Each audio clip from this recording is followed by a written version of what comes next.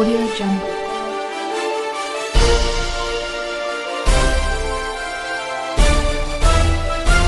Audio Jungle.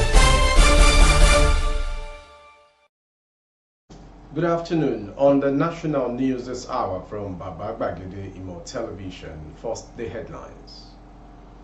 Buhari's nephew approved 2022 Naira redesign. CBN investigator exposes massive corruption under Emefiele.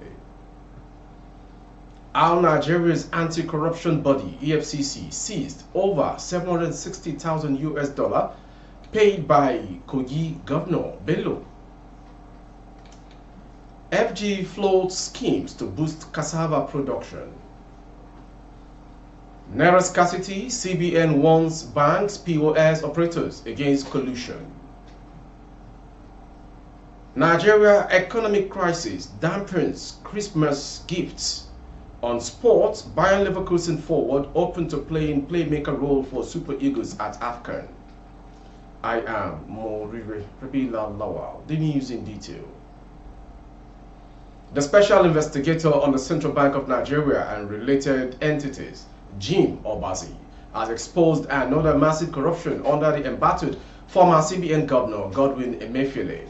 According to the final reports tagged Report of the Special Investigation on CBN and related entities chargeable offenses to President Bola Tinubu, Emefiele illegally lodged billions of naira at least to 593 bank accounts in the United States, United Kingdom, and China without the approval of the Apex Bank's Board of Directors and the CBN Investment Committee.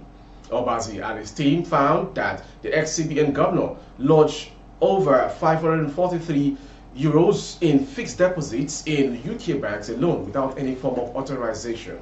The investigator found that Buhari didn't approve of the Naira redesign. According to the report, it was Tunde Sabiu, his nephew, who first told Emefiele in September 2022 to consider the redesign of the Naira. According to the report, on October 6, 2022, Emefiele wrote to Buhari that he wanted to redesign and reconfigure 1,000 Naira, 500 Naira, and 200 Naira notes. The former president tagged along but did not approve the redesign as required by law.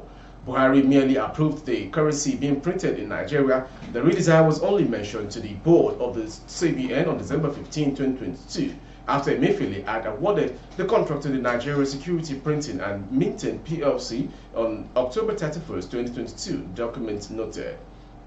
Emefiele was said to have contracted the redesign of the Naira to De La Rue of the UK for €205 under the vote out of the Currency Operations Department after the NSPM said it could not deliver the contract within a short time frame.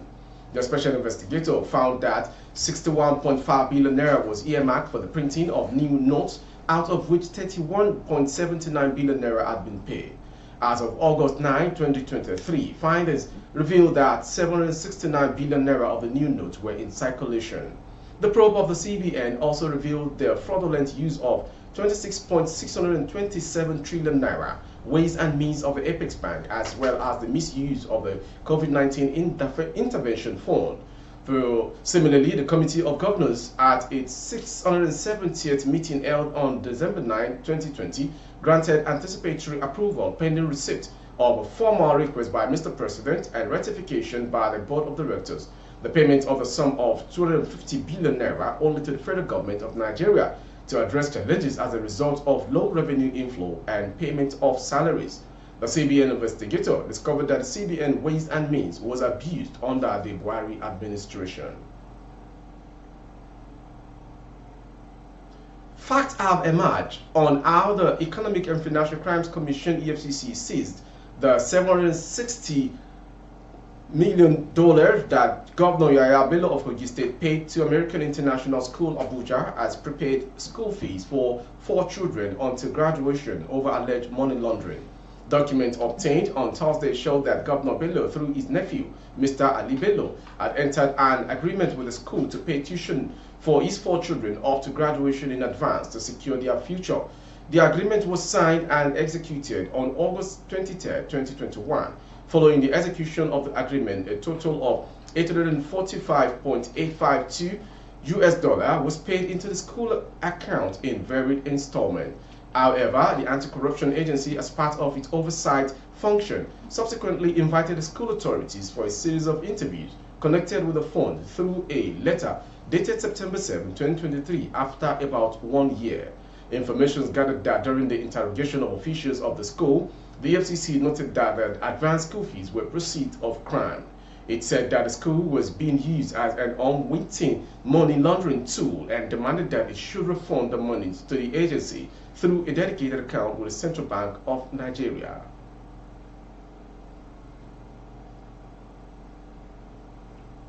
The Ministry of Humanitarian Affairs and Poverty Alleviation, representing the federal government, has announced plans to rejuvenate the dormant Gari processing factory located in Alapoti village within the Adodo local government area of Ogun State. This decision stems from recognizing the agricultural potential of the community, known as the second largest farm settlement in Ogun State and a significant contributor to the cassava value chain in southwest Nigeria. Highlighting the importance of this intervention, the ministry emphasized the community's capacity to become a pivotal source of cassava supply to Lagos, the border southwest region, and various parts of Nigeria.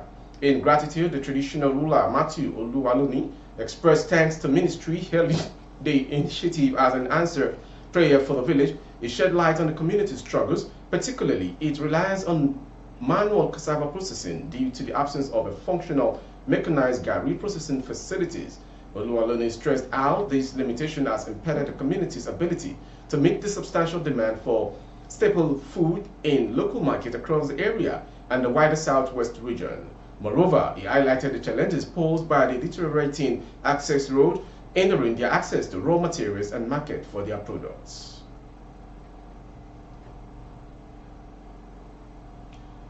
As cash scarcity occasioned by the redesign of 3 Naira notes continues to bite Nigerians about a year after the implementation of the policy, the Central Bank of Nigeria (CBN) has warned against collusion between deposit money banks (DMBs) and point-of-sale (POS) operators.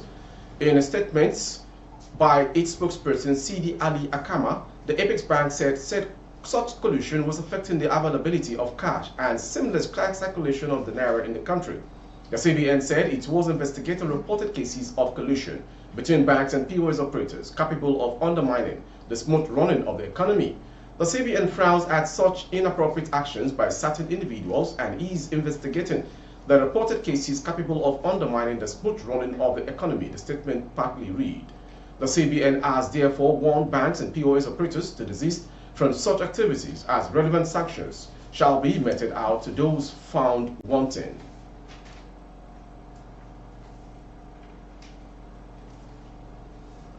Lining up, they receive some rice, dried beans, and other basic foodstuff with risen prices have left millions in Nigeria facing a bleak Christmas.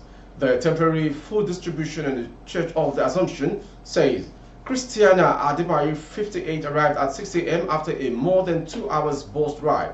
It's hard waiting for hours in the blazing sun, but she has come to get rice for Christmas and New Year because food prices are too expensive right now, she said. As well as rice and beans, the food donations organized by Catholic associations include tomato concentrate, cooking oil, and a 500 Naira note. We do not need a prophet to tell us that the rate of poverty has increased by the day. Reverend Francis Ike, wearing an immaculate white cassock and sunglasses, said, "People are finding it very difficult. Even the rich people are complaining. Christmas decorations are seen on the street, but also, where is the money to spend for the Unitide?"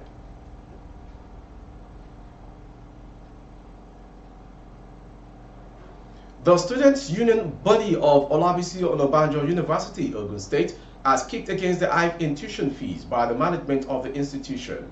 It was learned that the newly increased school fees were uploaded on the school portal on Thursday, a few days after the student opposed the 100% increment of hostel fees by the school management.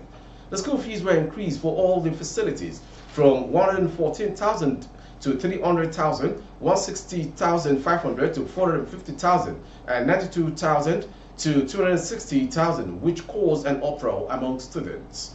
The union's president, Ogunsoye Bamidele, and public relations officer, Ojo Messi, in a statement signed together, urged students of the institution not to make payment until further notice. The Statement read, we acknowledge the economic challenges facing the nation, but we firmly believe that education should not be treated as a mere business venture. We urge you, our dear students, not to pay the increased fees and refrain from participating in any school activities until further directives from the union.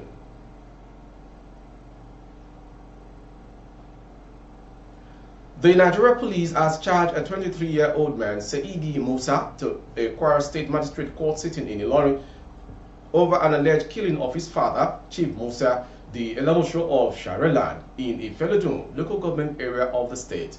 Saidi will stand trial for culpable homicide before the court for allegedly doing the act to the father till death. Saidi was alleged to have attacked his father, who was a traditional chief in Share, headquarters of Ifelodun, local government council in the state, over alleged course being rained on him by the deceased father without any cause. Police forced information report revealed Saidi's claim that his father was cursing him without any reason while sitting in the sitting room.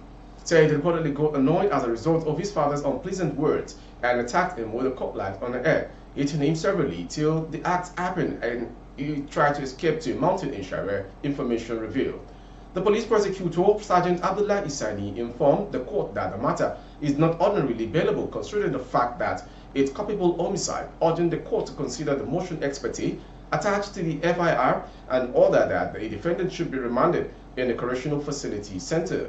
The presiding chief magistrate, Alhaji Mohammed Dasuki, in his short ruling, ordered Saidi's remand, while the matter is adjourned to 9th January 2024 for mention. Lastly, on sports. The current top scorer for high-flying German Bundesliga side, Bayer Leverkusen, has revealed that it can be an option in the midfield if needed, as he has played in the role before. Victor Boniface has 16 goals and 8 assists in the first 25 games of the season in his debut season in Germany, following his arrival from Belgium side Union Saint-Gilloise in the summer. Speaking on the game, the 22-year-old explained that he isn't about scoring goals only, as he has also loved to get involved in the team play and lay the ball for better players to finish.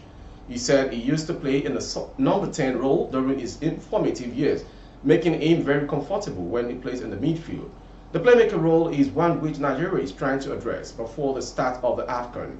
Regular defensive midfielder Wilfred Ndidi has caught the eyes in an advanced role for Leicester City, with 4 assists already, putting the chances of Alex Iwobi, who has played in that role, holding to it next year.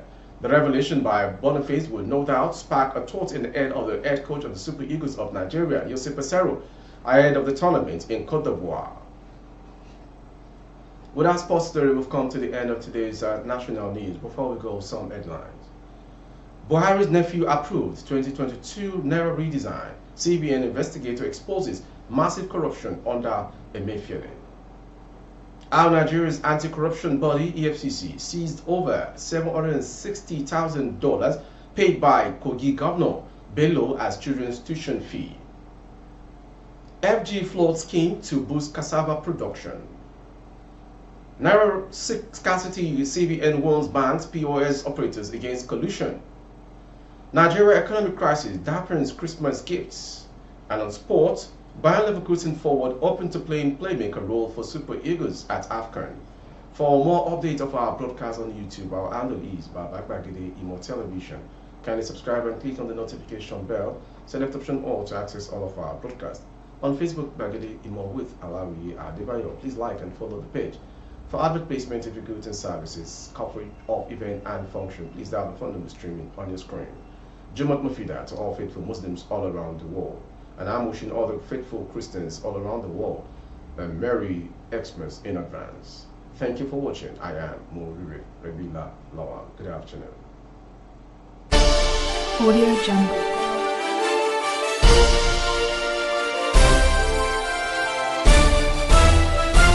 Audio Jungle.